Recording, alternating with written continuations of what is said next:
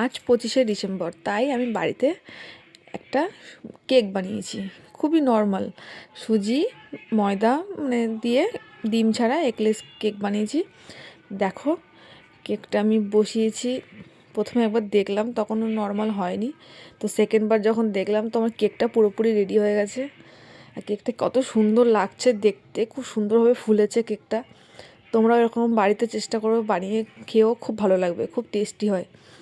দেখো আমি কেকটা এবার সুন্দর করে উল্টে নিচ্ছি, তোমরা নিজেরাই দেখো কেকটা কতটা ভালো লাগছে দেখতে। কেকটা একদম পারফেক্ট কুক হয়েছে, একদম মনের মতো হয়েছে আমার। খেতেও কিন্তু খুবই সুন্দর হয়েছিল, দারুণ টেস্ট হয়েছিল কেকটা। তো তোমরা এরকম বাড়িতে কিন্তু অবশ্যই বানিয়ে খাবে, আর আমাকে জানাবে কমেন্টে কেমন হয়েছে। দেখো আমি সুন্দর করে কাগজগুলো ছাড়িয়ে নিচ্ছি।